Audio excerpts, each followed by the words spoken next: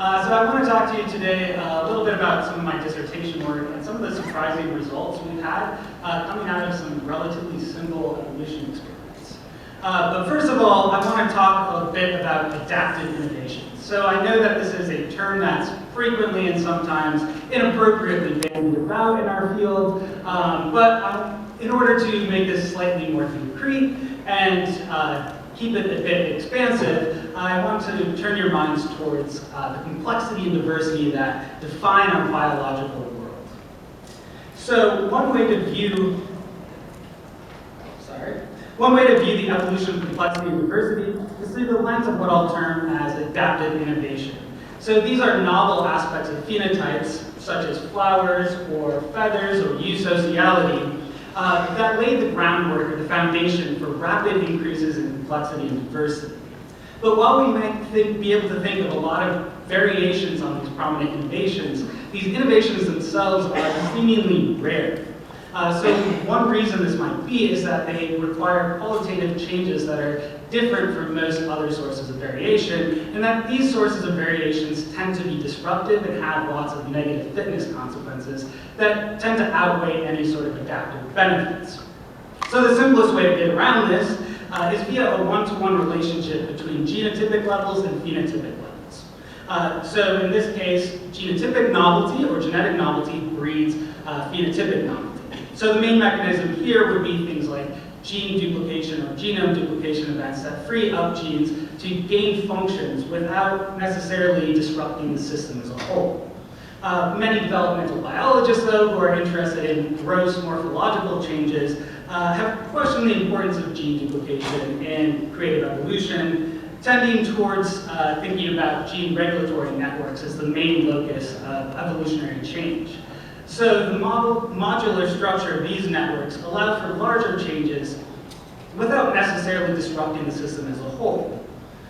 Genetic novelty in this case comes through changes to promoter sites or transcription factor binding affinities that can induce temporally or spatially abnormal changes in expression network modules without necessarily negatively disrupting the network function. So we have these two hypotheses. Both are actually rooted in similar assumptions and actually produce similar predictions.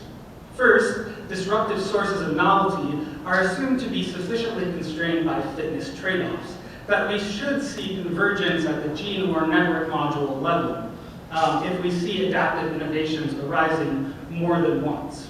Second, missense or loss of function mutations in most genes are assumed to be either insufficient or too deleterious to serve as the source of adaptive innovation. Rather, we should see a predominance of changes associated with these duplication events or changes in gene expression modules associated with adaptive innovations. However, testing either of these predictions is fairly difficult as these are probabilistic in nature.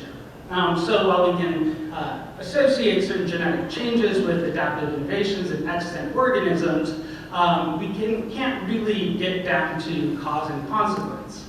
Additionally, we are often working with an N of just about 1. So we have to actually get around these constraints in some way. And one way to do that is by actually observing convergent evolution in the lab in adaptive innovation in organisms, presumably that we can actually map relatively easily genotypic changes to phenotypic changes. So let me introduce the star of the show. Sorry, not actually capybaras, but if you were sleeping, hopefully that woke you up. The star of this show is actually the equally charismatic Saccharomyces cerevisiae, or brewer's yeast, a fungus that evolved unicellularity a couple hundred million years ago and has been living a happy, simple, generally asexual lifestyle ever since. A number of years ago, some colleagues in my lab decided to see if they could get these yeast to give up that unicellular lifestyle. So to do this, they established 10 populations of isogenic or clonal strands of yeast in batch culture, and every day they lightly centrifuge a subsample of that population, only propagating the fraction that made it to the bottom of the tube. After about 60 days of this, or approximately 250 yeast generations, multicellular forms had swept through all 10 replicate populations. So this form of multicellularity appears as chains of cells branching out from a central point, creating something like a three-dimensional snowflake. In all cases, this phenotype is a result of incomplete separation of mother and daughter cells after budding process occurs. And we can see here those buzz sites staying in blue. An initial look at the genetic changes behind this yeast multicellularity suggested a story that was actually in line with what we know about yeast genetics and in line with that gene regulatory network model of adaptive innovation. So when I began working on the system, 5 independent mutations had already been identified in 5 independent populations in this gene called ACE2, which codes for a transcription factor that upregulates a suite of genes that break down the final barrier that holds together mother and daughter cells at the end of budding. Disruption of ACE2 disrupts this process, leading to the formation of these multicellular snowflakes. The seeming convergence of 5 populations on this locus suggested to me that the 5 other populations where we don't see coding changes should have similar mutations in pathways of which ACE2 is associated. Looking at their multicellular phenotypes, however, things seem to look actually quite a bit more complicated. So here we're looking at violin plots depicting a snapshot of size distributions within isolates from each of our 10 populations after growing in normal conditions. So it should be noted that all individual cells and clusters within these populations are clonal, so the differences that we see in these populations is actually due to differences in developmental stage. The widths of the violin show which size clusters or individuals are more or less frequent. So in populations where, like this, most of the individuals tend to be larger, and in populations like this, we actually see smaller individuals. And here on the left, we have the ancestor as a reference, which is unicellular. So to better grasp what these plots mean, I find it helpful to think of these populations in the context of a slightly more nuanced version of our case selection theory, where we have trade-offs in offspring investment, and we have trade-offs in adult investment. So in the upper left-hand corner, we see some of our classic case-selected species. In our lower right-hand corner, we see our classic R-selected species. And in the middle, we see things like trees or sea turtles, which have relatively large resource investment in adults and relatively little resource investment in offspring. So if we were actually able to, at some given moment in time, take a population of elephants and push them through a Coulter counter, what we might see is a size distribution that looks sort of like this, where we have most of our adults being the largest proportion of our population, with a smaller proportion being juveniles at various stages of development. In Drosophila, we probably see something just the opposite, where most of our individuals are actually juveniles, which tapers off quickly due to large mortality and infrequent changes into adults. And then our sea turtles, if we caught them at hatchling emergence, might look similar to Drosophila.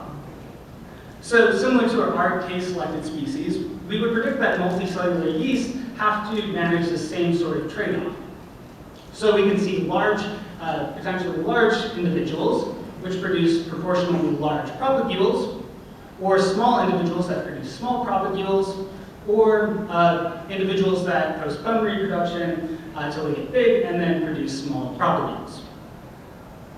So going back to our predictions, assuming that there should be convergent evolution, and assuming that this ACE2 pathway is what's going to be the main locus, we should see similar phenotypes in multicellularity and similar phenotypes in terms of life history traits.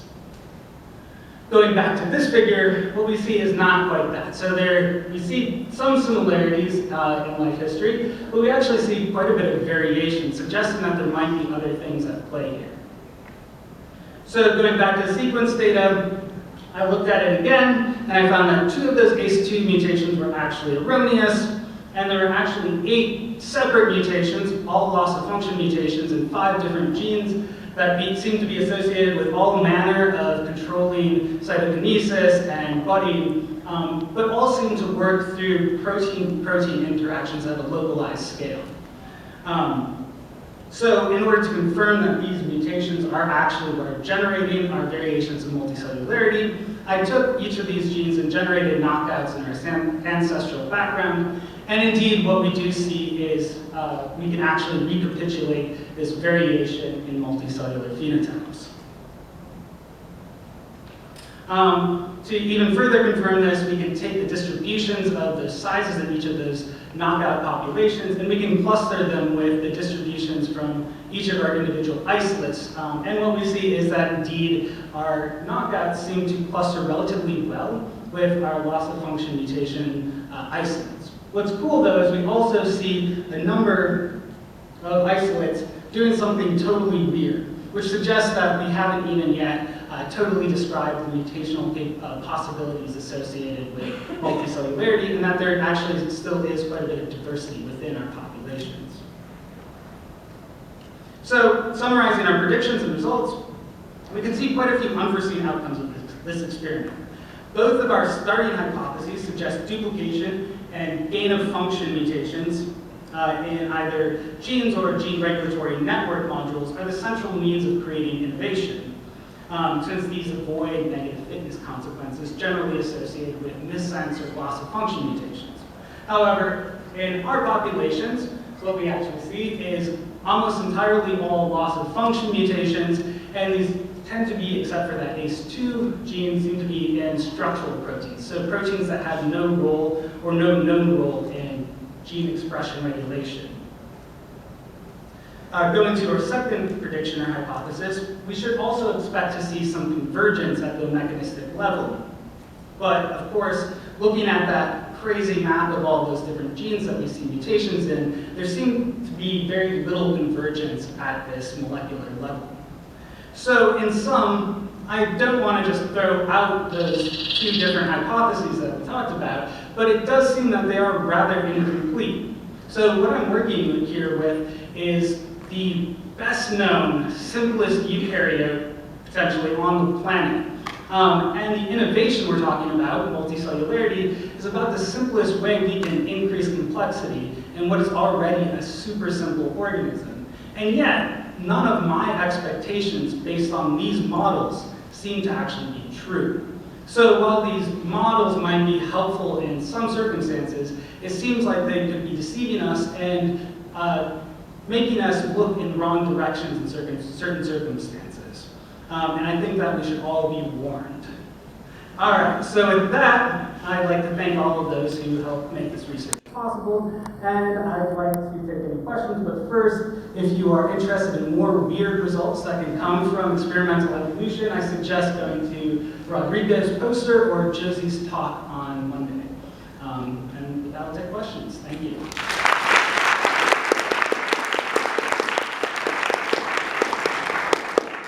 Yes? Can you walk us through that dendrogram?